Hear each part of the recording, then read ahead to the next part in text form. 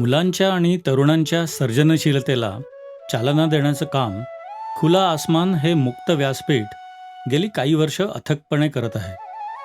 चित्रकला ही एक वैश्विक भाषा आहे हे आपण सर्वजण जाणतो. अशा या रंगांच्या सुंदर दुनियेतून जाणीवा आणि कल्पनाशक्ती साकार करण्यासाठी खुला आसमान व्हिडिओजच्या माध्यमातून नवनवीन कल्पना आपल्यासमोर आणत आहे. आज आपण कॅनव्हासवर ॲक्रिलिक रंगांनी एक निसर्ग चित्र साकारणार आहोत. तर याच्यामध्ये थोडीशी पद्धत मी नेहमीपेक्षा वेगळी घेतलेली आहे. प्रथमतः त्याला पाणी लावून घेतलेलं आहेच आहे, कारण आपल्या ज्या बारक्या बारक्या एजेस असतात तर त्या कलर केल्यानंतर फुटून ते व्हाईट बबल्स फुटतात आणि व्हाईट स्पॉट दिसतात, म्हणून ते पहिल्यांदा पाणी लावून घेतोच आपण प्रत्येक चित्राला.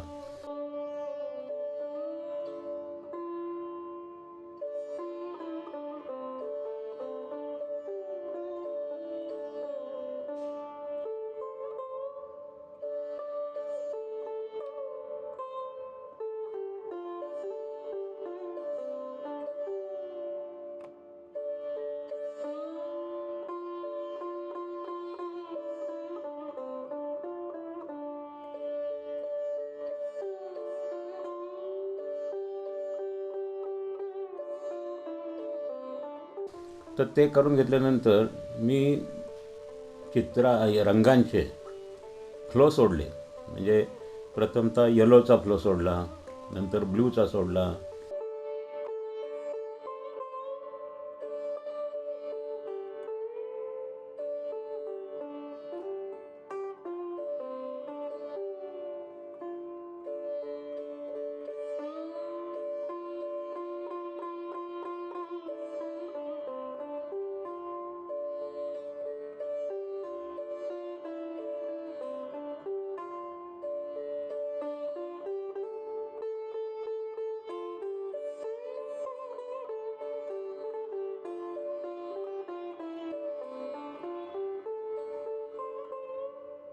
नंतर ब्ल्यूचा सोडला,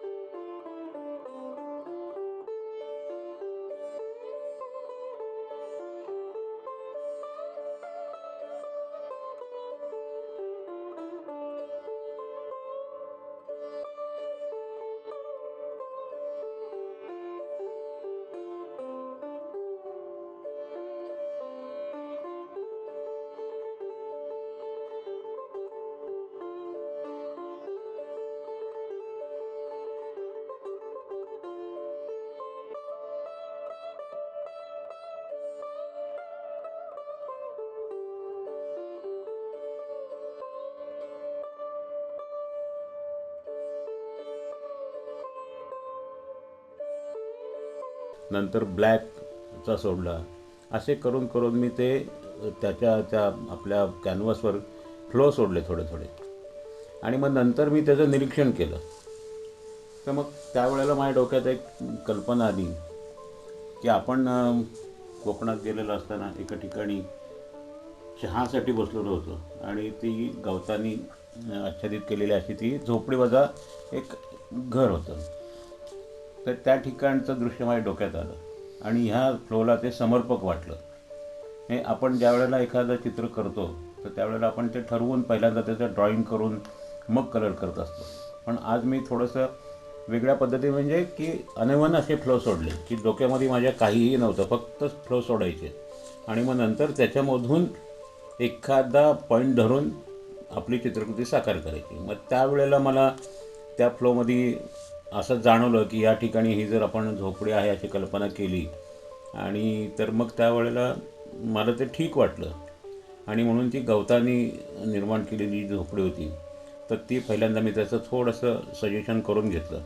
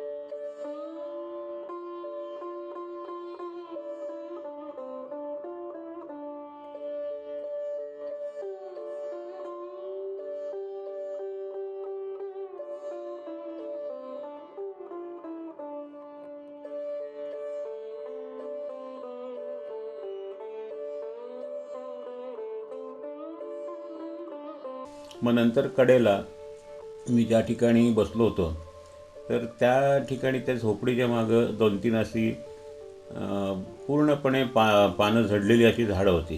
म्हणजे निष्पर्ण म्हणायला हरकत नाही. आणि मग पण तरीसुद्धा बॅकग्राऊंड आणि ती झाडं आणि ती झोपडी असं कॉम्बिनेशन खूप छान दिसत होतं.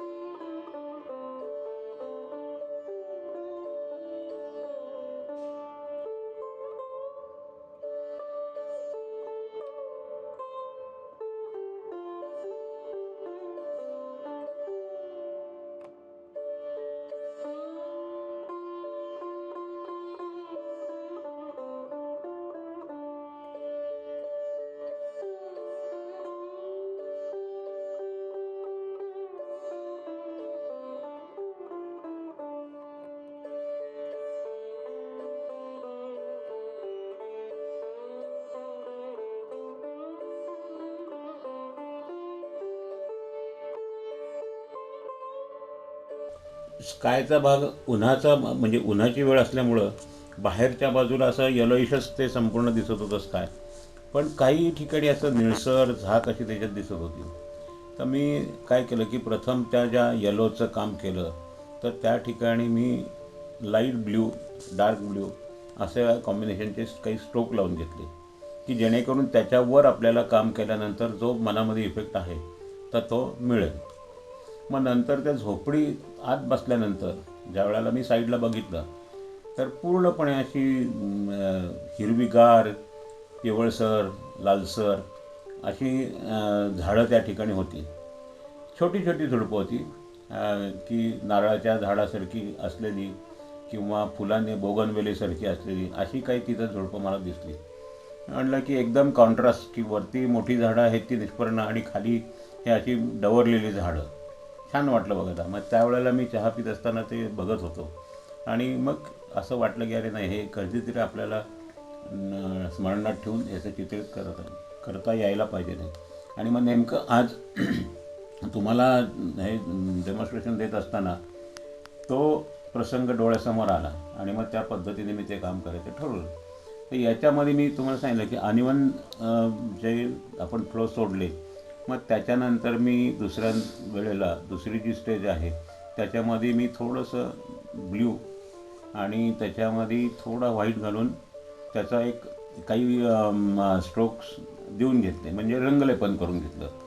आणि मग त्याच्यानंतर आस्ते आस्ते त्या झोपडीवर जे गवत असतं वाळलेलं, तर ते आच्छादित केलेलाचा भाग मी थोडा सजेस्ट केला. मग नंतर त्या झोपडीला असं खालून गोंडपाटाचं कव्हर केलेलं होतं अर्धा भाग. मग तो भाग मी ठरवलं की जर आपल्याला असं वाटलं की तो हवा आहे तरच तो करायचा, नाही तर ते सोडून द्यायचं.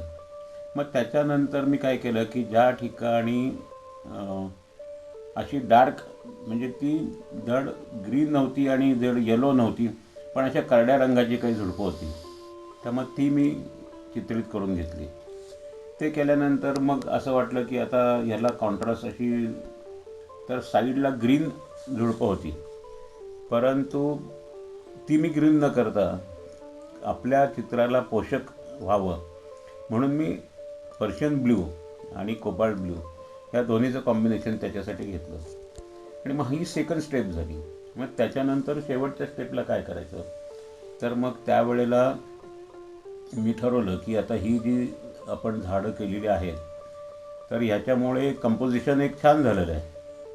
स्काय पण चांगलं दिसतंय जरी येलो असलं तरी, कारण उन्हाची वेळ होती. आणि मग नंतर मी असा विचार करून झोपडीवरचं जे गवत होतं, तर त्याच्यासाठी 3 ते 4 प्रकारचे रंग मी वापरले. आणि फायनली मग त्याच्यामध्ये सुरुवातीला मी थोडासा आपला रॉ अंबर, रॉ सिएना याचं थोडंसं कव्हर केलं. मग नंतर त्याच्यानंतर थोडा व्हर्मिलियन रेड आणि ब्लॅक अशा गोष्टी वापरल्या.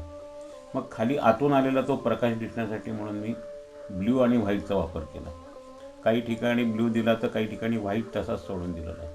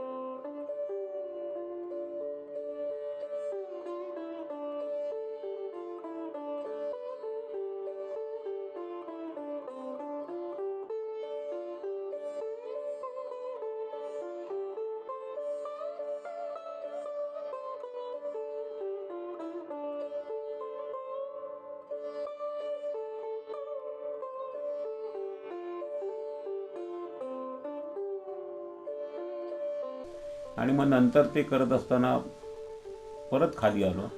खाली आल्यानंतर जे व्हाईट स्पेस ज्या ज्या ठिकाणी होती की झाडाच्या मधून पडलेला लाईट तो पूर्णपणे व्हाईट दिसत होता. आणि मग त्याच्या साईडनी मी ती ब्ल्यू झाडं कव्हर केली. काही याचे त्याचे दांडे दिसत होते, म्हणजे खोडं दिसत होती, काही याच्या बारक्याच्या काड्यासारखीच भाग दिसत होते, ते मी चित्रित केले. मग नंतर असं ठरवलं की आता आपल्याला हे जे गवतानी आच्छादित केलेली झोपडी आहे तर ती अजूनही ब्राईट व्हायला पाहिजे. ब्राईट म्हणजे अजूनही व्यवस्थित दिसली पाहिजे. मग त्याच्यासाठी मी फोरग्राऊंडचा शोध घेत होतो. तर त्या फोरग्राऊंडमध्ये मी इकडं तिकडं बघितलं तर त्या झोपडीच्या बाहेर तसं काही नव्हतं. परंतु ज्या एक आतमध्ये येताना, त्या जागेमध्ये येताना, म्हणजे त्या झोपडीच्या बाजूला येताना काही अशी दगडाने एक रचलेली, त्याला ताल म्हणतात मराठी शब्दात, तर त्याचा थोडासा भाग होता अर्धवट पडलेला किंवा अर्धवटचा, पण तो थोडासा ग्रे रंगाचा होता. मग मी तो जर ग्रे रंग वापरला असता तर माझ्या बाकीच्या चित्राला ते पोषक ठरलं नसतं. मी ते असं थोडंसं उथळ वाटलं असतं. म्हणून मग मी त्या जागी काय केलं, थोडासा व्हर्मिलियन रेड आणि ब्लॅक याचा वापर करून तो पीस डार्क केला. त्याच्यामुळं काय झालं की माझं जे बाकीचं केलेलं काम होतं, म्हणजे जी फुलझाडं आहेत किंवा जी झाडं आहेत आणि मध्ये पडलेला जो व्हाईट रंगाचा जो लाईट आहे तर त्याला प्रॉमिनंट मिळाला. कारण आपण फोरग्राऊंडचा विचार हा करावाच लागतो, पण काही वेळेला जर फोरग्राऊंड काहीच नसेल तर त्यावेळेला आपल्या स्मरणाने, मेमरीनी त्या ठिकाणी काही भाग टाकून ते चित्र आपलं अधिक प्रभावी कसं होईल तर ते बघावं. आणि मग ते झाल्यानंतर झोपडीच्या वरच्या भागामध्ये मी फायनली येलो, मग त्याच्यामध्ये मी येलो ऑकर, त्याच्यानंतर कॅडमियम येलो आणि लेमन येलो आणि रॉसिना याच्यामध्ये व्हाईटचं मिश्रण करून त्या झोपडीच्या वरचा गवताचा आच्छादित जे आहे केलेला भाग तो केला. आणि मग नंतर साईडला असे काही लांबवर असे थोडंसं दगडाचे भाग होते, पण ते सुद्धा असे ग्रेइश रंगाचे होते. मग मी त्या ठिकाणी ग्रे रंग न वापरता थोडासा येलोवर थोडासा ब्ल्यू आणि म्हणजे कोबाल्ट ब्ल्यू, पर्शियन ब्ल्यू आणि व्हाईट असं मिश्रण करून त्याच्यावर आच्छादित केलं. आणि त्याच्यामुळं हार्मनी साधली गेली. म्हणजे ब्ल्यूला पोषक असा ब्ल्यू मिळाला. तिचं जर ग्रे मी टाकला असता तर कदाचित तो तुकडा वेगळा वाटला असता. आणि ते डोक्यात ठेवून मी तो रंग तसा वापरला. आणि मग नंतर जो ब्ल्यूनी झाडं केली त्याच्यामधला जो लाईटचा भाग आहे तो फायनली टच केला व्हाईटनी.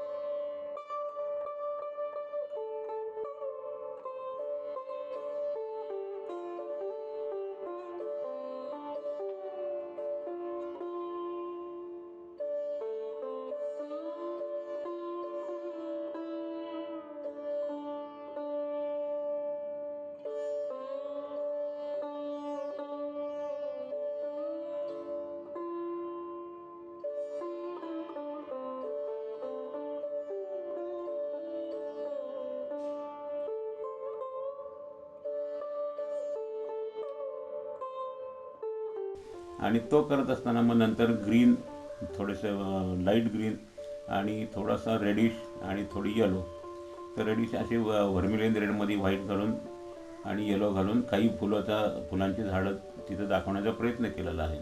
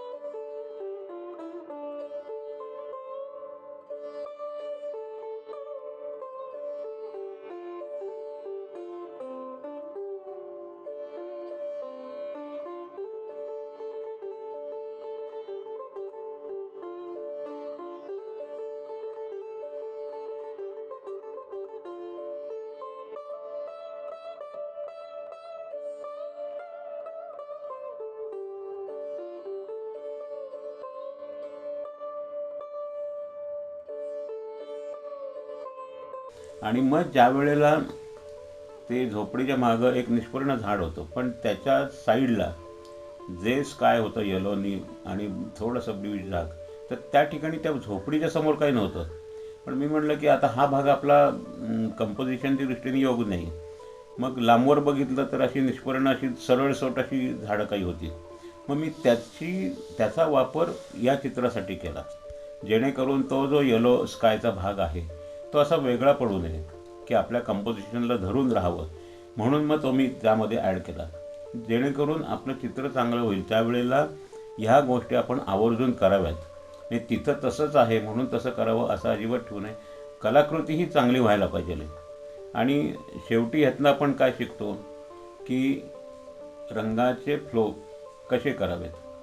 आणि रंगाचे फ्लो करत असताना वॉटर कलरचे फ्लो वेगळे असतात, कारण ते थोडेसे सुकायला म्हणजे अर्धवट दमट राहतात. पण आताच्या ह्याच्यामध्ये जे उन्हाळ्याच्या दिवसामध्ये ॲक्रेलिक कलर हे इमिजिएट वाळतात, त्यामुळं पाण्याचं प्रमाण त्याच्यामध्ये किती ठेवावं, की ते खूप ओघळून पण जाऊ नये आणि आपल्याला लवकर सुकू पण नाही, अशा दृष्टीने त्या पाण्याचा वापर आपल्या आपल्या अंदाजाने करावा. आणि अशा पद्धतीने ते काम पूर्ण करत असताना ॲक्रेलिकमध्ये जे आपण पेंटिंग करतो कुठलं पण, ते असं ब्रशनी गुळगुळीत न करता जर आपण हलक्या हाताने ब्रशचे स्ट्रोक ठेवत गेलो तर ते 3 डायमेन्शनल होण्यासाठी त्याचा उपयोग जास्त होतो.